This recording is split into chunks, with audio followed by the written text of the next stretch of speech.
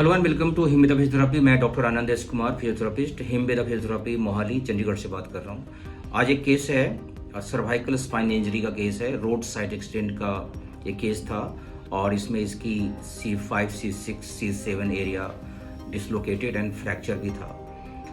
Complete transection of spinal cord नहीं थी। अब काफ़ी बचाव था पेशेंट को, इसलिए पेशेंट सर्वाइव कर गया। और इस समय में पेशेंट को क्या क्या तकलीफ़ें हैं, इस समय में पेशेंट की कॉमनली सर्वाइकल स्पाइन इंजरी में क्वाड्रिप्लेसिस या क्वाड्रिप्लेजिक कंडीशन में आ जाते हैं। दोनों हाथ दोनों पैर नहीं चलते, या फिर पैराप्लेजिक हो जाता है, कमर से नीचे नहीं चलता, हाथों में थोड़ी सी पावर होती है। क्वाड्रिप्लेसिस का भी एक केस है। और इस क्वाड्रिप्लेसिस में कितनी पेशेंट को तकलीफ होती है, कितनी स्पासिटी होती है, मीन्स कि कितना टाइटनेस होता है इससे, और उस टाइटनेस को लेकर के वो क्या क्या तकलीफ में आता है और उसको कैसे हैंडल करता है, फिजियोथेरेपिस्ट के लिए क्या इसमें इम्पोर्टेंट क्या क्या रोल है, और वो किस तरह से उसके स्पासिटी को कम करता है, उसके गेट पैटर्न को, चलने के तरीकों को ठीक करता है, उसके जॉब और जो एडियल्स है, एक्टिविटी को डेली लिविंग्स में उसको कैसे इंट्रोड्यूस करता है चीज़ों को, और पेशेंट कैसे स्टेप बाय स्टेप इंडिपेंडेंट होता है। टाइम टेकिंग प्रोसेस है, कभी कभार साल 2 साल ऐसे लग जाते हैं इसको पेशेंट को ठीक होने में।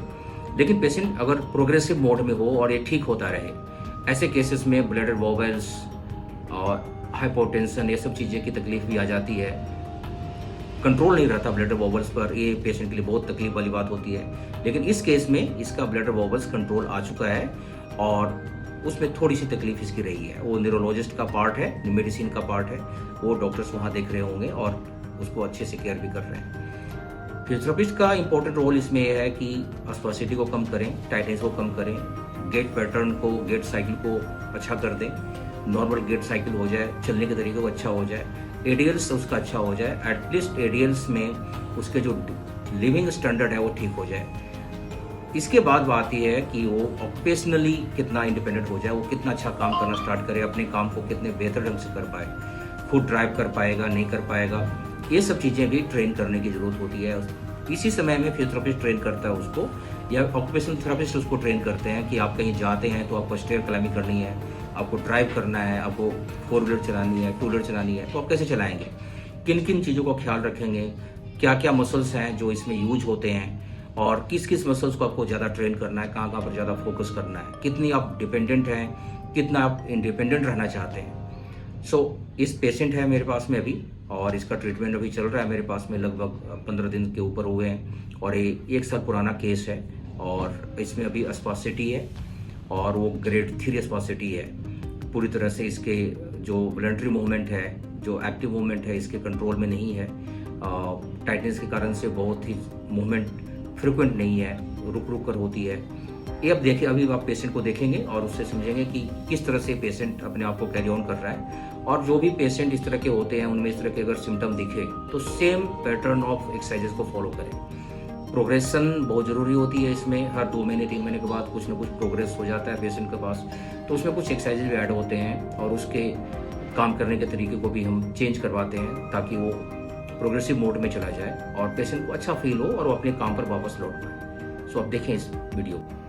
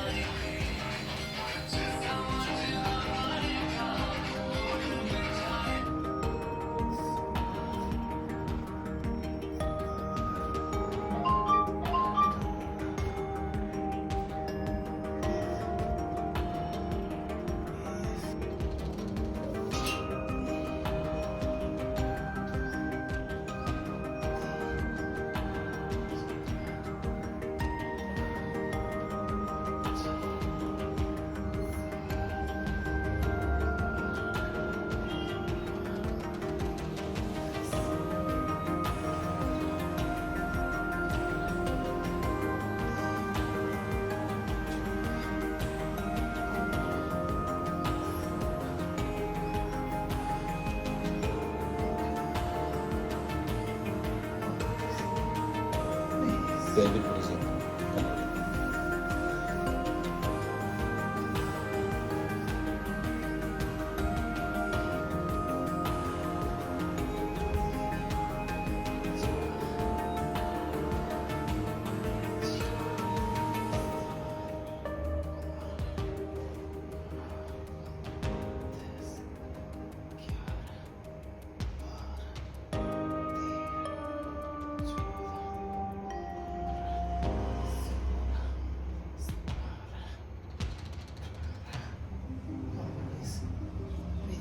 रुक जाओ, लेग स्ट्रेच करो, 1 बाय 1 खींचो अपने तरफ।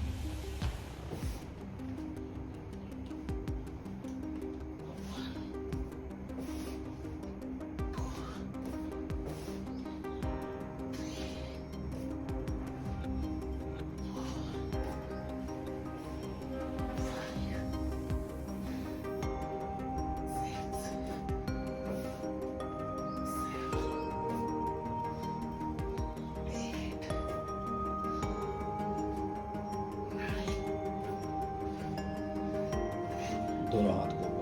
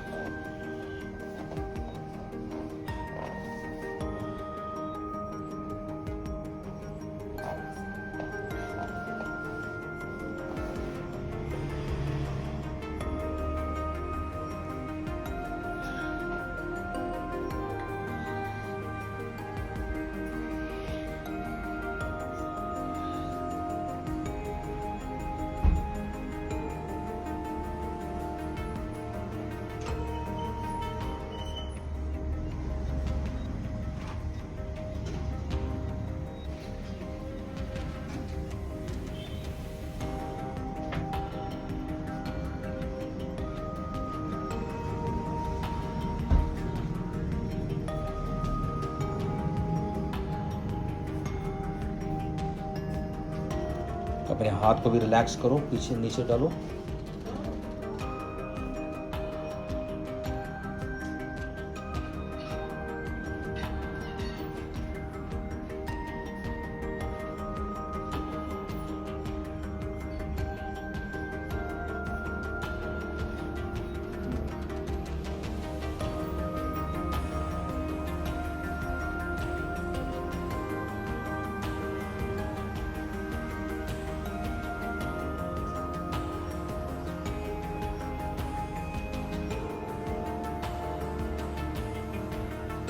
सामने देखो, स्ट्रेट देखना। हाँ, स्ट्रेट देखो।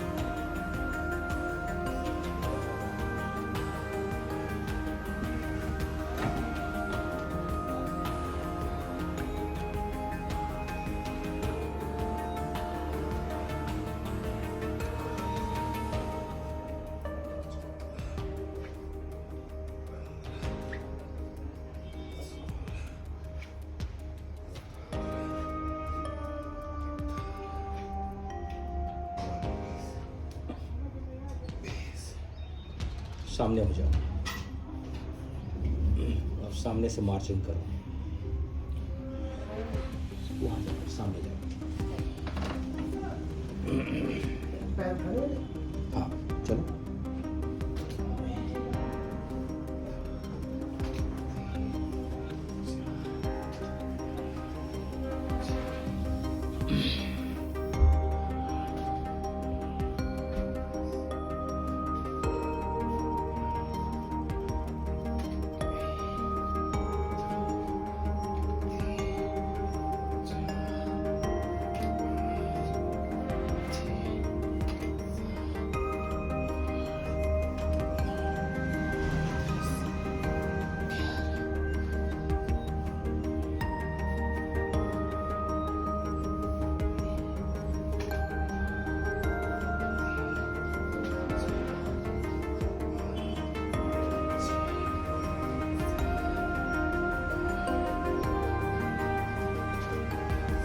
साइड बाई साइड चलो। हाँ ऐसे रहो, साइड आओ, साइड चलो।